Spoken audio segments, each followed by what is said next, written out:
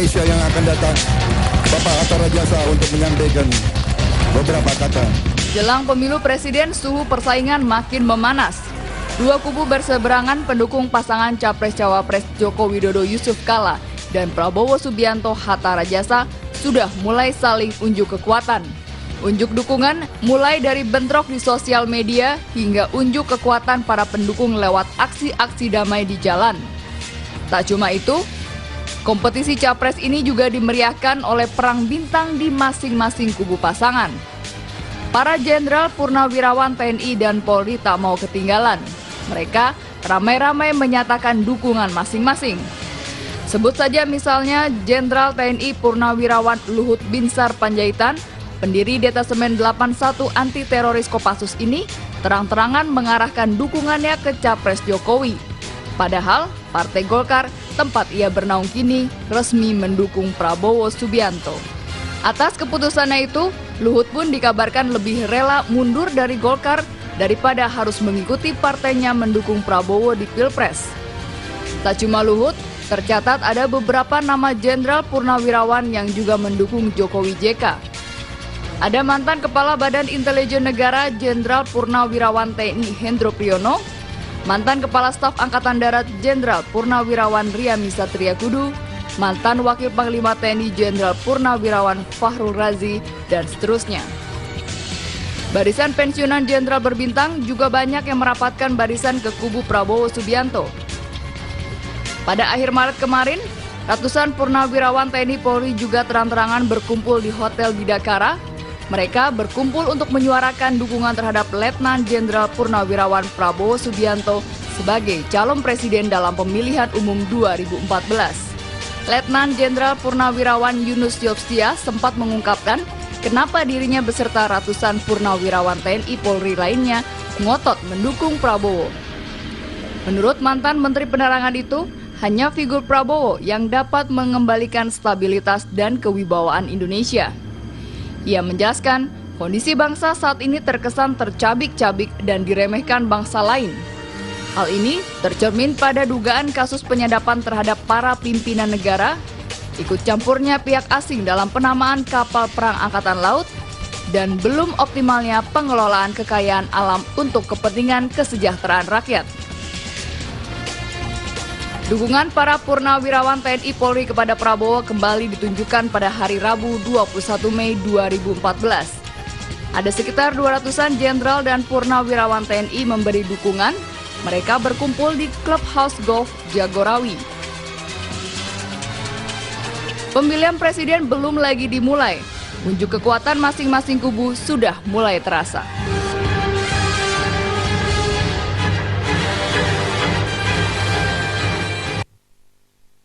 Ya pemirsa, kalau sebelumnya kita menyaksikan hiruk-pikuk lobi-lobi koalisi capres mencari pasangan cawapres, begitu deklarasi capres dan cawapres, namun saat ini kita melihat hiruk-pikuk yang lain, yaitu arah dukungan, begitu mengarahkan dukungan, siapa merapat ke siapa, siapa mendukung ke siapa, dan dideklarasikan pula. Salah satunya yang kita saksikan di tayangan tadi ya, para purnawirawan TNI. Dan untuk membahas hal tersebut saat ini di studio sudah hadir Indria Samego ya, pengamat politik militer. Selamat malam Pak Indria. Selamat malam Pak. Iya. Ya. Iya, tapi kalau dilihat ini perkembangannya Pak ya, ada yang merapat ke Jokowi, kubu Jokowi, ada yang merapat ke Gerindra dan dideklarasikan ratusan seperti ini. Anda melihatnya bagaimana Pak? Ya, saya kira itu wajar saja karena memang masing-masing kubu berusaha untuk mencari semacam tim sukses, vote getter yang nanti menjadi lokomotif bagi kelompok-kelompoknya. Saya kira ini satu hal yang wajar. Tapi pilihannya purnawirawan TNI Polri ini Pak? Bukan memilih, saya kira itu adalah inisiatif dari para purnawirawan itu sendiri. Letak strategisnya di mana ini Pak? Jadi mungkin bagi mereka yang pernah mempelajari sejarah politik militer di Indonesia, tentara itu sangat powerful, tentara itu bisa dianggap sebagai sebuah kekuatan yang tidak ideologis. Meskipun jumlahnya tidak besar. Ya, di masa lalu jumlahnya sedikit tentara itu, tetapi tentara adalah penentu ya, ketika tentara masih berdifungsi. Tapi sekarang tentara sudah tidak berdifungsi. Yang kedua, mereka sudah bukan tentara lagi.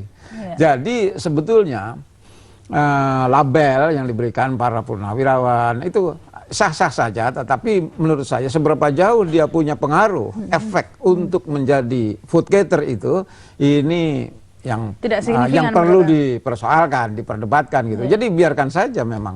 Dan kelihatannya mungkin karena watak demokrasi Indonesia yang masih demokrasi terpimpin. Jadi seolah-olah mereka yang menjadi pimpinan itu akan diikuti. Kita lihat bukan hanya jenderal. Kemarin saya dengar ini alumni IPB merapat kemana, alumni mana. Wah, bahkan ya jadi orang-orang yang punya naluri politik memanfaatkan itu. Ya. Saya alumni sesuatu, tapi karena saya tidak punya interest ke sana, biarin saja. Bahkan membawa institusi ya. Iya, itu yang terjadi ya, terjadi. Yang saya bilang ini demokrasi terpimpin. Jadi dia menganggap bahwa kalau saya misalnya kebetulan dukung si A, lantas seorang di belakang saya akan ikut. No way, sekarang udah lain ceritanya. Belum tentu seperti itu. Belum tentu seperti itu. Tapi jadi secara psikologis sebenarnya memberi pengaruh. Psikologis, ya psikologis. Betapa show of force begitu ya. Apalagi diekspos habis oleh media. Begitu ya. Deklarasi ekspos habis media sehingga orang menganggap wah rupanya ini jadi nanti itulah yang saya bilang menjadi vote getter. Ya, dia menjadi orang yang bisa berikan inspirasi agar pilih si A karena si A itu begini gitu. Sudah merupakan, bisa dikatakan sudah merupakan bagian dari kampanye ini ya Pak? Iya, ini sudah kampanye jelas. Ya, saya katakan bahwa mungkin budaya demokrasi kita masih seperti itu, masih terpimpin. Tetapi saya kira masyarakat sudah semakin aware juga dan sadar bahwa kedaulatan rakyat sekarang itu sungguh-sungguh ditentukan secara langsung.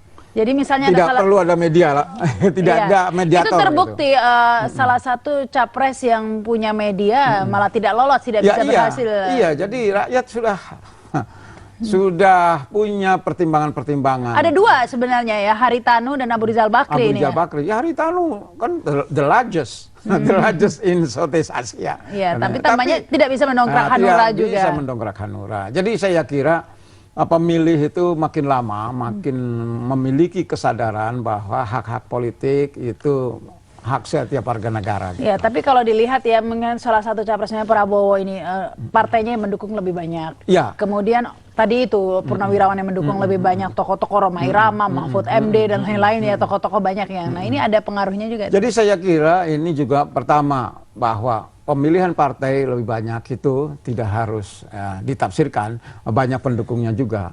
Partainya banyak, belum tentu pendukungnya itu memilih kehendak dari ketua umum partai. Beda milih presiden dengan milih partai.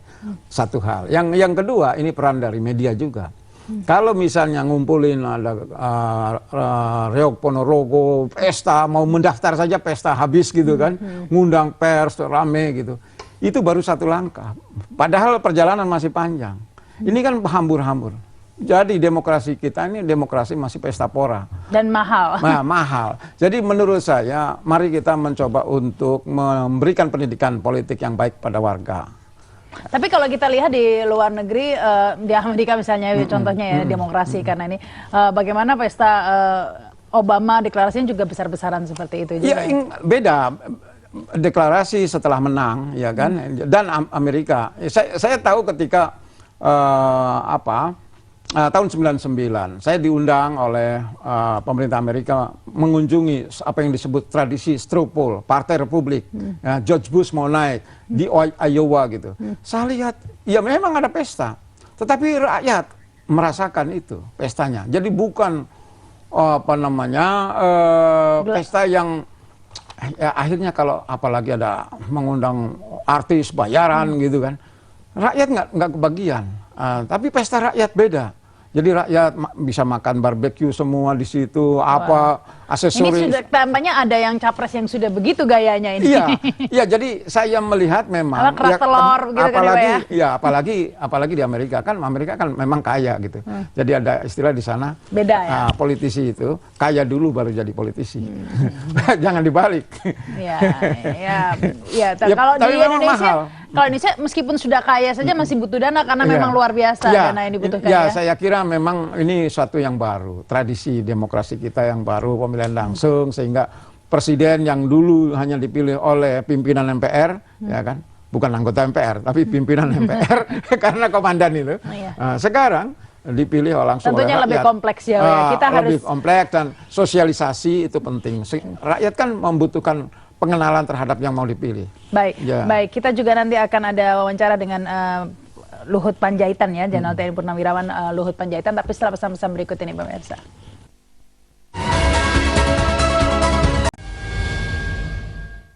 Ya, Anda kembali bersama kami, masih bersama dengan Pak Indria Samego dan juga nanti ada wawancara dengan Luhut Panjaitan ya. Saya ke Pak Indria dulu, tadi Anda mengatakan ini perjalanan masih panjang tapi energi sudah dikeluarkan Ya, luar besar, biasa begitu. ya. Dari pertama demikian juga dengan biaya ya, hingar-bingar ada yang naik helikopter, naik kuda, naik sepeda. Untung nggak ada yang naik ondong-ondong katanya. Tapi ini kalau dilihat perjalanan seperti ini tapi masih akan terus berlanjut gayanya. Bahkan pendukungnya saja deklarasi ya, gitu. semakin banyak, makin mendekat ke 9 Juli ya, era kampanyenya sebetulnya yang resmi itu. Kita belum mulai itu, tetapi ini pengenalan, sosialisasi karena mau tidak mau pemilih itu membutuhkan informasi tentang siapa yang akan dipilih. Kalau Anda tadi mengatakan rakyat sudah lebih cerdas, dia tidak terpengaruh dengan hal-hal semacam itu.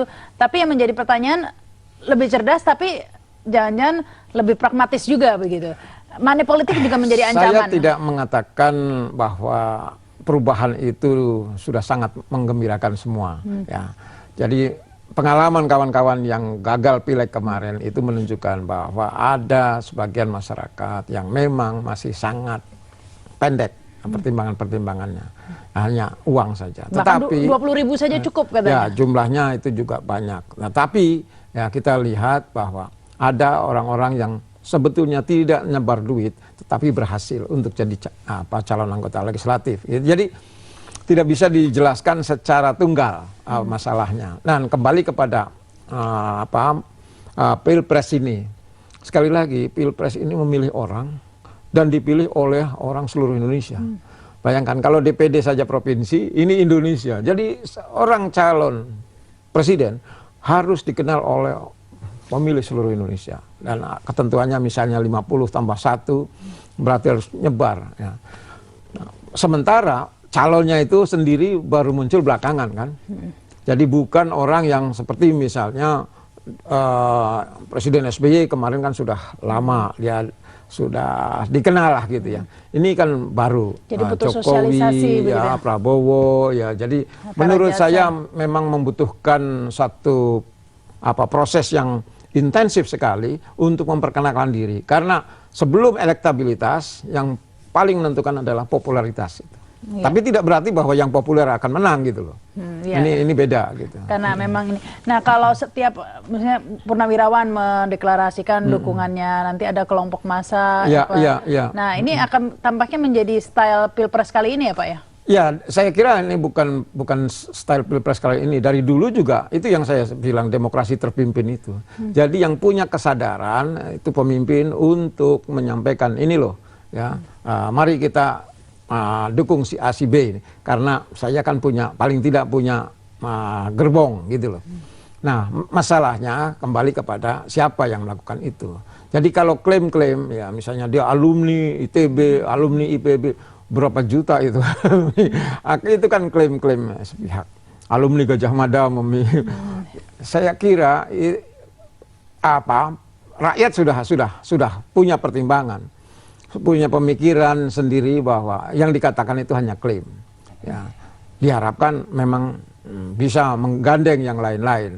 Nah, dan dari sisi finansial mungkin saja di situ ada entah sukarelaan dari yang memiliki massa itu atau ada orang yang meminta supaya membuat pernyataan itu. Ini persoalan yang juga tidak bisa digebiahu ya, disamaratakan bahwa memang ada yang secara volunteer ya bersedia untuk mendukung si A karena saya suka dengan tipe karakter dan integritas dari sang calon gitu. Tapi ada juga karena ada reward di situ. Dan apakah ini juga misalnya kalau yang tokoh-tokoh penting ya. Nah, ini apa yang menguntungkan bagi yang mempublikasikan dukungannya ya? Apakah ini juga termasuk dalam power sharing seperti itu? Jadi Pak? yang ada dua hal saya kira. Ada yang memang dia membutuhkan. Begitu masuk pada dianggap sebagai bagian dari tim sukses. Walaupun tidak resmi diatur oleh KPU gitu ya. Tapi orang yang sejak awal sudah berjuang untuk ini. Nah, nanti diharapkan dekat dengan lingkaran kekuasaan. Ini sesuatu yang saya kira di Indonesia ini masih sangat penting. Jauh dari kekuasaan itu. Tim sukses ini seringkali membayangi kebijakan-kebijakan tim sukses di antara tanda kutip ya. So, Iya. ada tim sukses yang memang diatur oleh KPU, ada yang tidak, yang tadi mendukung itu bukan tim sukses secara resmi, tetapi paling tidak dia ingin menunjukkan kepada publik bahwa memilih si A ini lebih baik dibandingkan memilih si B. Nah, yang menjadi masalah tadi, apakah karena volunteer, keinginan sendiri, pertimbangan itu, atau karena memang ada tujuan-tujuan politis supaya bisa masuk ada ke dalam imbalan begitu ya? dalam imbalan baik materi maupun imateri gitu kan, masuk di dalam lingkaran kekuasaan. Paling tidak dekat dengan penguasa. Ini menjadi sesuatu yang sangat penting di Indonesia. Baik, kita akan lanjutkan lagi nanti. Kita harus break dulu pemirsa, kami segera kembali. Ya, Anda kembali bersama kami dalam Ada Apa Berita. Ini langsung kita bergabung bersama William ya, yang sudah bersama dengan Luhut Panjaitan ini. Kita akan simak dialognya. 2, 1, ya, terima kasih. Ada Apa Berita, terima kasih Rahma Sarita. Dan saat ini saya sedang berada di kediaman Jenderal TNI Purnawirawan Luhut Panjaitan. Seperti kita ketahui ya, bahwa sudah menjelang Pilpres 2014 ini suara dan situasi politik semakin memanas. Dan saya sapa dulu Bapak Luhut Panjaitan. Selamat malam Bapak. Selamat malam. Terima kasih telah bergabung dan juga terima kasih telah menerima kami di rumah Bapak. Dan kalau kita bertanya, nah ini yang mungkin pertanyaan yang pertama kali masyarakat tanyakan. Nah ini Bapak sekarang merapat ke calon presiden Jokowi dan JK. Apa alasan Bapak? Sementara Golkar mendukung calon yang lain. Ya sebenarnya kalau soal ke Pak Jokowi kan sudah teman lama saya ya. Jadi dari sejak awal dia mau jadi calon presiden, memang saya melihat dia seorang yang mumpuni, sehingga saya juga suka bicara sama Pak Ical. Ini adalah saingan Anda yang berat nanti ke depan begitu. Tapi dalam perjalanan waktu kelihatan rating dia jauh melebihi apa yang kita bayangkan sebelumnya begitu. Ya jelang Pilpres, para purnawirawan jenderal berbondong-bondong ke kedua calon presiden. Apa ini menunjukkan perpecahan Pak? Nggak juga. Nggak juga sih, karena dengan Pak Jokowi itu kami sudah lama berteman, sudah hampir lebih 6 tahun. Jadi tidak ada juga sebenarnya seperti itu ya. Kalau di tempat yang lain ada begitu saya tidak tahu, tapi kalau kami memang ada beberapa puluh para purnawirawan ini, kebetulan ada dalam satu perusahaan. Kami ada kerjasama dengan Pak Jokowi kira-kira dari 5-6 tahun lalu. Ya, jadi kami sudah saling kenal. Nah, dari saling kenal itu kita tahu bahwa ini figur atau sosok yang ya pantas untuk menjadi pemimpin nasional begitu. Alasan pantasnya bagaimana? Ya satu, kita lihat dari sama seperti hasil survei, kita bicara survei aja, bahwa rakyat itu menghendaki 52% pemimpin itu yang jujur. Nah itu ada di Jokowi. Yang kedua, orang yang sederhana. Itu juga ada di Jokowi. Ya, jadi saya pikir itu alasan pokok. Dan Pak Jokowi ini ya punya komitmen yang bagus. Dan juga saya lihat ya pintar. Dan memang dari anak, ya beliau cerita dari 4 kali pindah di bantaran Kali Solo. Jadi Sungai Bengawan Solo. Jadi ya beliau tahu betapa sakitnya, susahnya hidup dulu, sehingga dia betul-betul sangat ingin membantu orang-orang miskin itu bisa menjadi lebih layak hidupnya. Bapak mencium aroma-aroma kemenangan Pak pada Pilpres ini? Oh ya, saya hanya lihat dari hasil survei. Saya juga tidak ingin asal-asal suka tidak suka. Kalau kita lihat survei terakhir Pak dari Denji Alim, dia dapat kemarin 2 hari lalu. Dia dapat 51%, saya lihat Prabowo baru 32%. Dan kelihatan sekarang cenderung Pak Jokowi naik lagi setelah kemarin waktu selesai pileg agak stagnan itu. Jadi optimis sangat ya Pak ya? Ya kalau saya lihat sekarang gambarannya ya, karena kami punya software yang memantau semua sosial media, dan juga tim kami di bawah juga door to door juga melihat, dan kami lihat cukup bagus, sangat baik. Dan apakah manuver para Purnawirawan Jenderal ini akan mempengaruhi netralitas TNI secara institusi? Saya kira enggak, kami kan sudah pensiun, saya kan sama dengan Anda, sama-sama sipil sekarang ya, enggak, saya kira enggak ada pengaruhnya. Tidak ada pengaruhnya? Ya. Jadi kalaupun ada pengaruhnya, tentu mereka melihat sebagai perwira, sebagai prajurit, bahwa ini adalah figur yang baik, mungkin ya bisa cocok nggak jadi panglima tertinggi kami nanti, kira-kira begitu. Karena zaman sekarang sudah beda tentu zaman saya, di zamanmu sekarang ya kalian lebih mudah, informasi sangat terbuka, dan mereka akan melihat siapa calon pemimpin kami ini begitu. Kalau di Amerika misalnya, kita lihat kalau bisa contoh Amerika, calon presiden itu kan semua tanda kutip itu ditelanjangin begitu, sehingga ketahuan sampai boroknya apa gitu. Apa sih kekurangan dia yang lalu yang tidak diketahui orang pun, itu kadang-kadang sampai FBI sendiri yang buka gitu. Nah di sini juga harus dibuka. Apakah dia pernah misalnya terlibat kasus apa gitu, harus dibuka itu. Gitu. Masih ada beberapa pertanyaan yang ingin kami sampaikan ke Bapak Luhut, namun Anda jangan kemana-mana, tetap di Ada Apa Berita.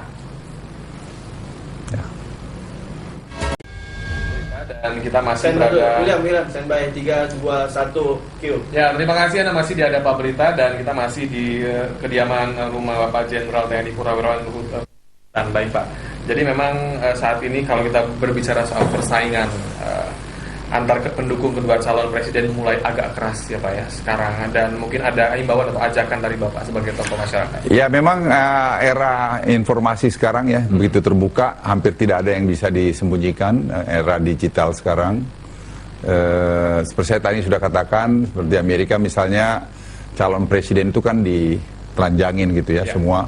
Kalau belum semua informasi dapat, polisi buka juga. Misalnya contoh Clinton dulu waktu running, dia pernah ngisap ganja waktu itu dibuka. Kemudian Bush pernah naik mobil nabrak, itu juga dibuka. Supaya masyarakat tuh tahu siapa sih calon presiden saya ini gitu. Jadi jangan hanya pakai topeng. Betul. Nah jadi kalau dia pernah misalnya tidak bayar hutang begitu, hutangnya banyak, ya dibuka. Pernah dia misalnya melanggar HAM gitu, misalnya ya dibuka. Apa kekurangannya gitu ya, tapi pada sisi lain juga apa kebaikannya. Jadi fairness itu diperlukan supaya masyarakat kita itu jangan ditipu karena iklan, karena penampilan sesaat gitu. Jadi orang tahu, karena track record itu tidak bisa membohongin apa masa depan yang akan kau lakukan begitu. Nah itu saya pikir ya, kita harus mendidik bangsa ini, karena kita ini negara demokrasi terbesar, 4 terbesar dunia, untuk mereka lebih pintar, lebih cerdas. Sehingga jangan beli kucing dalam karung, tapi mereka tahu persis calon pemimpinnya ini apa sih kurangnya begitu. Ya, pada Pilpres 3 tokoh militer yang maju gitu ya Pak. Nah sekarang apakah ini tanda-tanda juga bahwa sipil semakin siap untuk menjadi capres? Saya kira enggak begitu juga sih. Ya mungkin sekarang ini kebetulan ada cuma satu.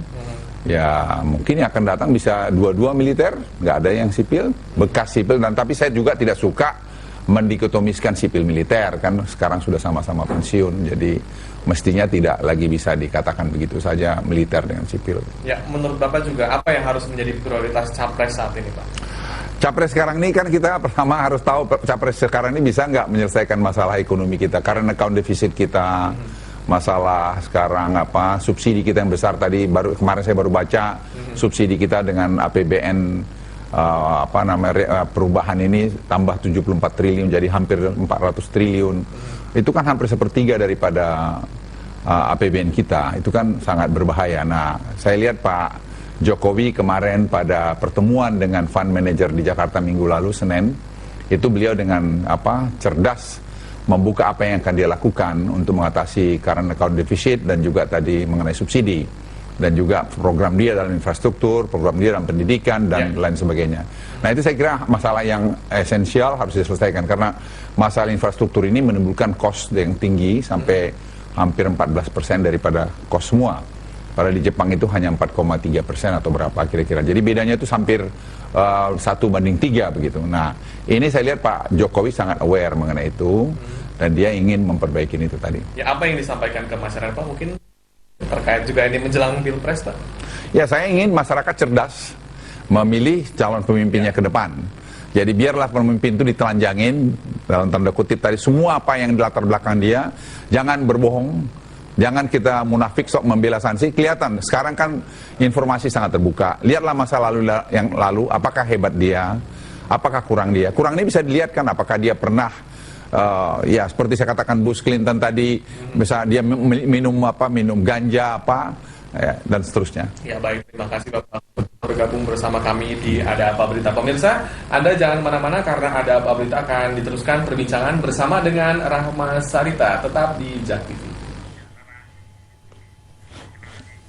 Terima kasih William, dan pemirsa Ada Apa Berita masih akan terus berlanjut ya ini dengan Indria Samego ini ya. Tadi kalau kita lihat ini Pak Luhut Panjaitan beberapa kali menggarisbawahi agar Capres itu ditelanjangin seperti di Amerika katanya ditelanjangin. Memang seperti itu nih Pak? Iya, saya kira ini kan bagian dari proses pertama ya, penegakan hukum.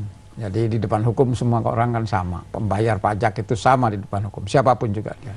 Yang kedua ini berkaitan dengan soal sistem yang sekarang kita anut dan ingin teruskan, demokrasi. Bahwa demokrasi itu kedaulatan di tangan rakyat. Jadi rakyat harus diberi informasi jelas-jelasnya seperti Pak Luhut tadi sampaikan. Tapi gaya seperti itu sudah terjadi saat ini. Bagaimana negatif campaign sudah saling Iya, sudah muncul ya. Ya, jadi kita memang juga belum terlalu biasa dengan campaign yang saling menyerang itu. Yang tidak kita harapkan adalah lebih dari itu. Selama negatif campaign ini sesuatu yang memang tujuannya adalah ingin menelanjangi tadi pihak lawan itu dan memberi informasi kepada calon konstituen, calon pemilih agar memperoleh informasi yang jelas gitu kan. Melihat sekarang ya berdasarkan survei trennya Prabowo naik, Jokowi agak stand ya. Nah, ini apakah melihat kondisi seperti ini maka tadi itu informasi kampanye ini memegang peranan yang sangat penting begitu. Survei itu tren sebetulnya. Jadi tidak ada yang pasti survei itu. Kan pertanyaannya selalu apabila pemilu dilakukan sekarang, Anda memilih siapa? Jadi sebulan yang akan datang bisa berubah lagi. Jadi kalau bulan-bulan lalu Jokowi di atas, sekarang Prabowo sudah mulai menempel misalnya, ini ada kebutuhan bagi Jokowi untuk melihat apa yang salah atau apa yang kurang, apa yang harus dilakukan untuk bisa tetap di atas gitu loh. Demikian juga Prabowo. Saya kira ini sesuatu yang ya menguntungkan juga. Nah, ini survei belum dilakukan lagi nih ya terkait dengan perkembangan saat ini sudah ada capres masing-masing jadi bisnis survei ini semakin booming gitu kan karena kita membutuhkan informasi tentang itu. Saya kira pemilih banyak ditolong oleh survei-survei. Ya, ini kalau kita kembali ke masalah purnawirawan ini tadi ya, salah satunya Luhut Panjaitan ini meskipun dari kalangan militer tidak otomatis merapat ya yang ke militer. Nah, ini tren seperti ini apalagi berdasarkan teman dan lain-lain. Ini tadi kembali Anda katakan tadi ada ada kepentingan yang diperoleh begitu dari tim sukses bayangan ini mungkin ya. Iya, jadi saya kira pertama tadi diakui sendiri bahwa dia sudah berteman lama dengan dalam satu perusahaan lagi ada bisnis rupanya. Gitu jadi kan? Ini satu hal yang sah saja apabila subjektivitas dalam menilai calon pemimpin itu dia kemukakan. Yang lain juga punya subjektivitas. Tapi ini gitu apa tidak nanti ada konflik interest misalnya Jokowi menang begitu ya. Nah, ini kan bisa menjadi itu ladang kembali bisnis lagi. sendiri begitu itu kembali kan. lagi. Jadi tadi tidak ada kebetulan saya belajarnya politik. Jadi dalam tindakan orang itu tidak ada yang bebas dari motif gitu ya. Jadi walaupun misalnya ini istihad politik, ini ikhlas, ini tanpa syarat, ini sesuatu yang tidak sesungguhnya demikian. Karena dalam politik ada take and give. Politik itu bicara siapa mendapat apa. Jadi di dalam politik tidak ada benar-benar ikhlas itu tidak ada. Tidak benar-benar ikhlas nggak ada. Jadi selalu ada harapan-harapan di situ. Tetapi ada juga yang tadi secara sukarela mendukung itu, walaupun ya tujuannya bukan untuk dia, tetapi negeri, ya gitu. Jadi pertimbangan-pertimbangan yang disampaikan oleh Pak Luhut ini kan boleh dikatakan objektif bahwa kita ingin melihat pemimpin itu memihak pada rakyatnya. Ya, terserah. Ini informasi mana di antara dua calon presiden itu yang memihak. Ini saya kira memberikan pendidikan politik kepada pemilih. Melihat perkembangan saat ini nih Pak ya, ada purnawirawan yang merapat ke Jokowi, ada juga yang ke Prabowo. Apakah ini benar saat ini memang sudah menipis ya ini dikotomi sipil militer itu Pak? Saya kira kan ada overgeneralisasi. Jadi kalau misalnya sipil militer, memang militernya juga aktif, gitu kan. Jadi militer versus sipil itu aktif. Tapi di Indonesia, ya kan, pertama militer itu dari dulu juga tidak pernah fully military. Dia tinggal bukan di barak, tinggal di dalam komunitas kita juga. Jadi mereka sebetulnya secara psikologis itu dilingkungi oleh orang-orang sipil. Ketika masuk Cilangkap memang tentara, tapi begitu pulang kampung rumahnya tinggal di komplek, ya bukan militer penuh gitu kan. Nah, jadi apa yang saya katakan ada overgeneralisasi, seolah-olah mantan tentara itu akan tetap tentara gitu. Ya tidak, ya, karena tadi sudah disebut juga oleh Pak Luhut bahwa kalau sudah pensiun dia sama dengan kita orang sipil, punya hak yang sama gitu kan. Bahwa karakter atau style itu masih dimiliki, ya 35 tahun Pak Luhut jadi tentara, ya pasti punya cara-cara pembawaan yang militeristik, yang ada gaya komando di situ, gaya instruksi di situ. Ya. Tapi kalau sipil kan tidak, gitu. Karena seni memerintahnya berbeda gitu loh. Iya. Jadi itu yang mengakibatkan publik menganggap bahwa militer itu mesti begini, walaupun sudah pensiun tetap gitu. Ya, menurut saya tidak. Tapi ya Pak ya, kalau dilihat ini begitu banyak dukungan baik itu partai maupun dari kalangan-kalangan purnawirawan dan lain-lain ini seperti ini. Nah ini kan membuat misalnya salah satu capres ya ini Jokowi atau Prabowo ini berhasil begitu kan. Nah ini bisa membuat berat sendiri dalam menyusun kabinet ini Pak, karena begitu banyak ini titipannya. Begitu. Jadi itu yang paling tidak saya secara pribadi dulu sering katakan kalau koalisi gemuk itu resikonya ada hutang budi. Nah, karena dalam berpolitik pasti orang mendukung calon ini punya keinginan paling tidak ya minimum ya kalau tidak wakil presiden menteri lah gitu kan. Ada menteri utama lagi. Kalau menteri utama, kalau tidak menteri gagal menteri ya komisaris kan gitu lah. Kalau tidak jadi duta besar gitu. Iya, atau BUMN ada. Iya, ya duta besar kalau misalnya ini.